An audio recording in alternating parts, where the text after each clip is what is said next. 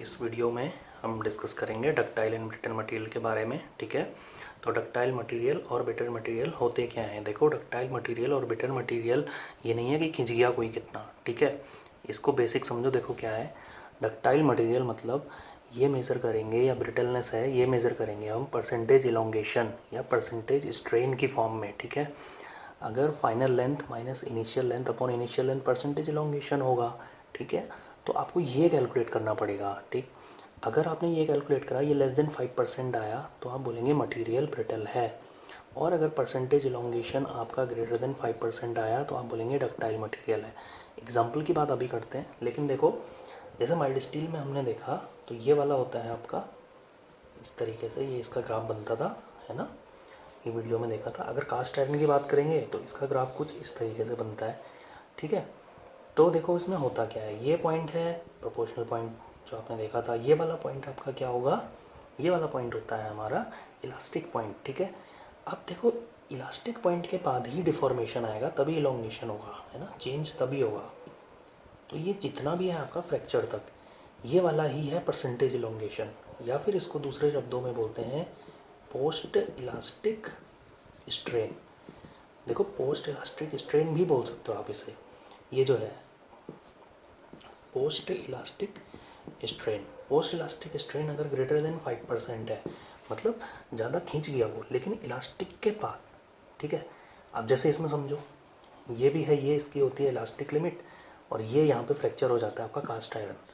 ठीक है, तो देखो इलास्टिक के बाद ये बस इतना सा खींचा, है ना, मतलब परसेंटेज इलोंगेशन इसमें कम है, या फिर पोस्ट इलास्टिक स्ट्रेन इसमें लेस देन 5% है, तो ये आपका कास्ट आयरन क्या हो जाएगा, ब्रिटल।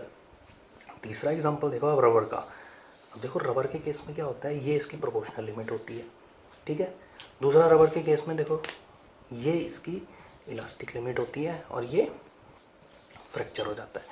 तो इसका पोस्ट इलास्टिक स्ट्रेन ये नापेंगे आप इतना, ये जो इतना गया, तो पोस्ट इलास्टिक स्ट्रेन रबर का भी लेस देन 5। देखो खींचा तो इतना, लेकिन यहाँ पर आप छोड़ेंगे इसे तो वापस आ जाएगा अपनी पोजीशन पे। ठीक है, तो ये नहीं होगा डक्टिलिटी। तो देखो पोस्ट इलास्टिक स्ट्रेन जब हमने रबर का नापा तो वो लेस देन 5% है, तो रबर आपका क्या हो जाएगा, ब्रिटल मटेरियल। ठीक है, तो ब्रिटल मटेरियल के एग्जांपल आपके क्या क्या हो जाएंगे, जैसे सबसे बेसिक तो आपको पता ही है अपना, कंक्रीट हो जाएगा, है ना, ग्लास हो जाएगा, और कास्ट आयरन हो जाएगा, और रबर हो जाएगा। रबर ध्यान रखना ब्रिटल है, डक्टाइल नहीं है।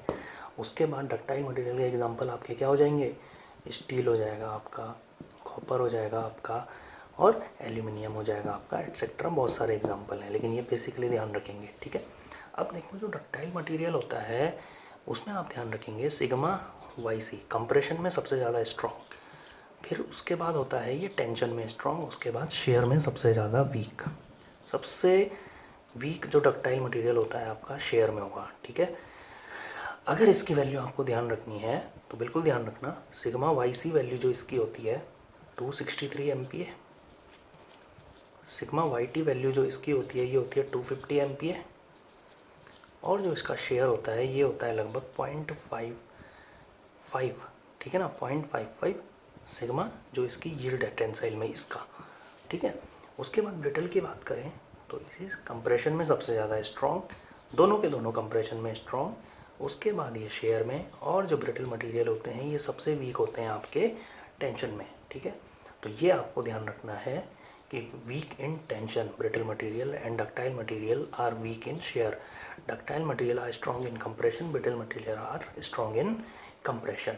ठीक है ना, तो इसमें आप देखो डिफाइन करने का तरीका क्या था, डक्टाइल ब्रिटल को समझ रहे हो ना। रबर को आप डक्टाइल नहीं बोलेंगे, रबर भले ही इलास्टिक लिमिट बहुत ज़्यादा है रबर की, लेकिन डक्टिलिटी कम है। ठीक है ना, ठीक है, थैंक यू सो मच।